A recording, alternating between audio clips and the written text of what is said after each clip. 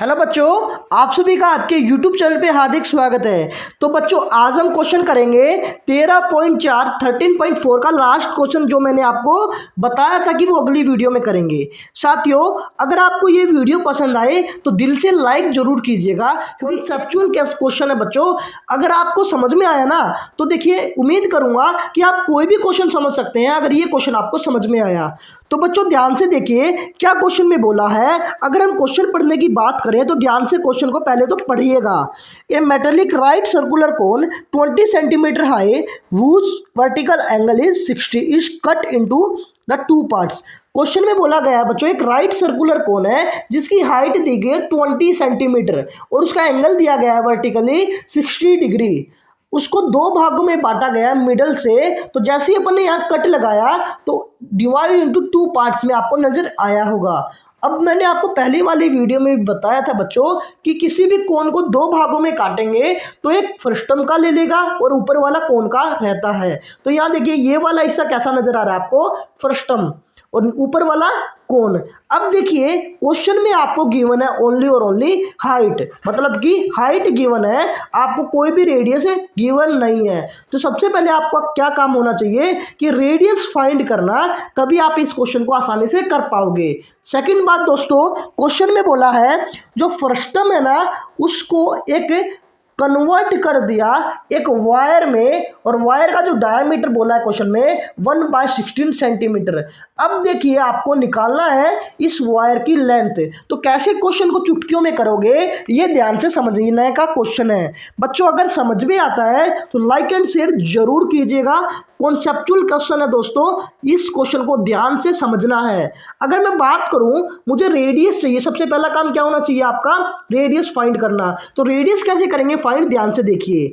अगर हम बात करें बच्चों, इस पूरे की हाइट दी गई है 20 सेंटीमीटर है और बीच में से दोस्तों बोला है, बीच में से इन्होंने खींचा है। तो हाइट क्या होती है, बीच में से जैसे हम खींचेंगे तो एक परपेंडिकुलर ड्रॉ होगा और एंगल को बाइसेक्ट करेगा इक्वल टू पार्ट्स में। तो देखिए, ये पूरा 60 डिग्री का था, जैसे ही बाइसेक्ट किया तो कितने भागों में बट गया बच्चों, दो भागों में, जो कि ये एंगल निकल के आ गया 30 डिग्री और ये एंगल निकल के आ गया बच्चों 30 डिग्री। अब देखिए, मैं इसको यहां बना रहा हूं।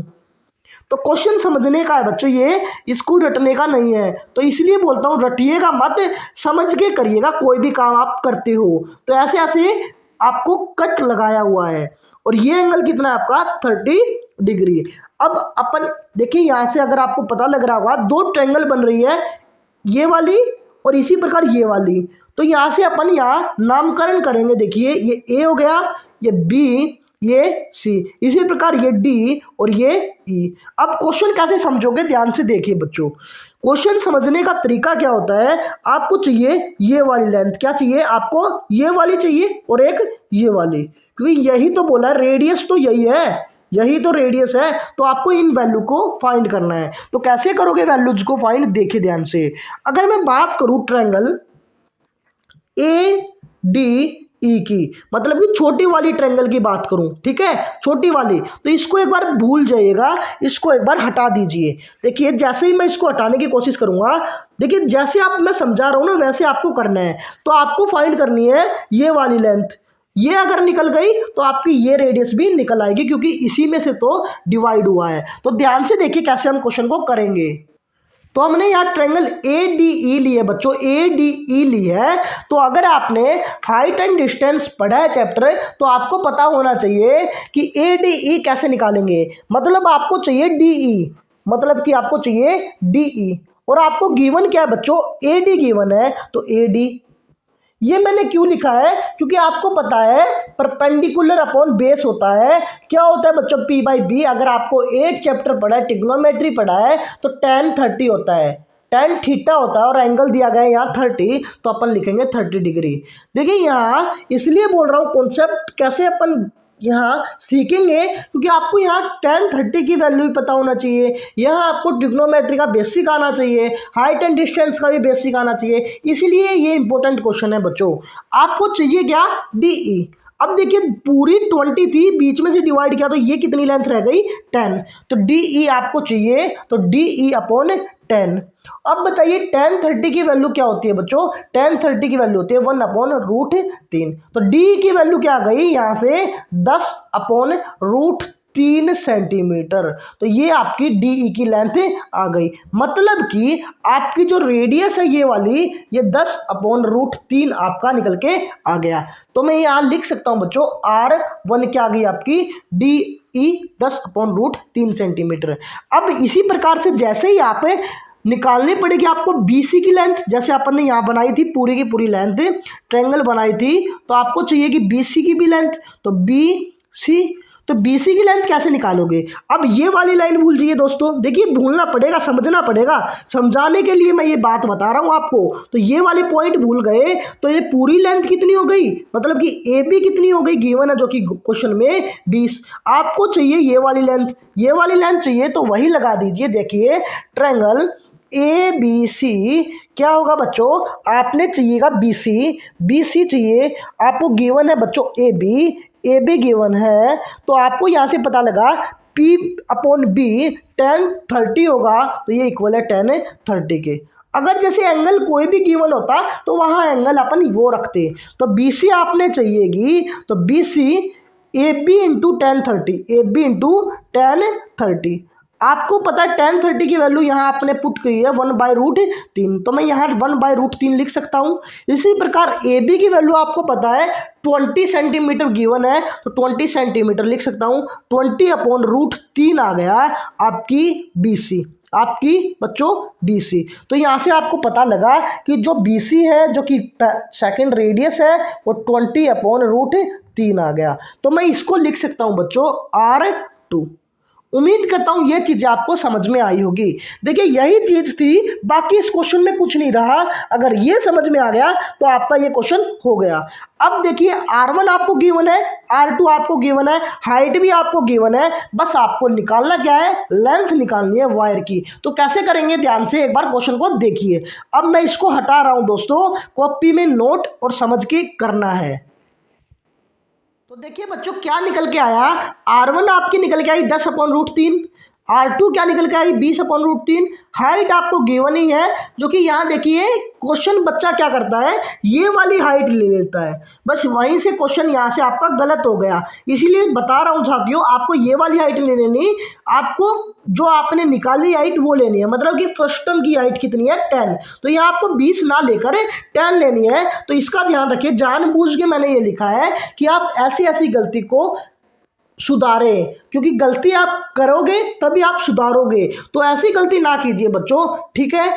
अब देखिए कैसे हम क्वेश्चन में करेंगे। इसने बोला इस पूरे फर्स्ट टर्म को बदल कर एक वायर की शेप दे दी है। मतलब कि जैसे मैंने आपको बताया था, कभी भी कैपेसिटी की बात हो, किसी भी शेप को दूसरी शेप में बदलने की बात हो, तो आपको लगाना होगा बच्चों वॉल्यूम। तो वॉल्यूम ऑफ फर्स्ट टर्म या फर्स्ट टर्म ऑफ वॉल्यूम क्या होएगा? देखिए इक्वल टू होएगा बच्चों volume of wire, volume of wire. तो बस क्वेश्चन आपको समझ में इतना आ गया होगा। अब देखिए वॉल्यूम ऑफ फर्स्ट टर्म क्या होता है, फर्स्ट टर्म का वॉल्यूम क्या होता है, मैंने क्वेश्चन कराया भी था। देखिए 1/3 पाई R1 का स्क्वायर, R2 का स्क्वायर, R1 इंटू R2, और बाहर क्या है बच्चों आपकी हाइट। अब वॉल्यूम ऑफ वायर, मतलब वायर की शेप में सिलेंड्रिकल शेप में है, तो सिलेंडर का वॉल्यूम क्या होता है?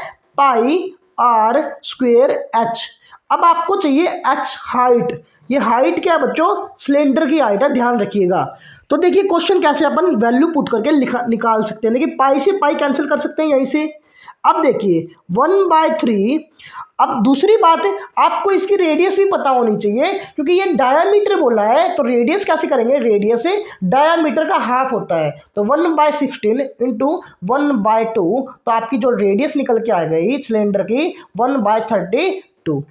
अब देखिए R1 का स्क्वायर करेंगे, मतलब कि 10/√3 का स्क्वायर। तो 10/√3 का स्क्वायर करेंगे तो 100/3। देखिए 100/3। अब R2 का स्क्वायर मतलब कि इसका स्क्वायर, मतलब 400/3।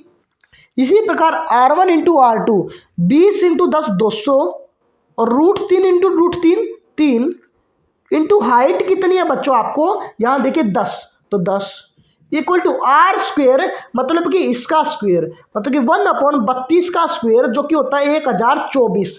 तो इनका ध्यान रखना है, आपको हाइट निकालनी है, हाइट ऑफ सिलेंडर निकालनी है। तो देखिए इसको जैसे ही अपन सोल्व करेंगे तो क्या आएगा 1/3।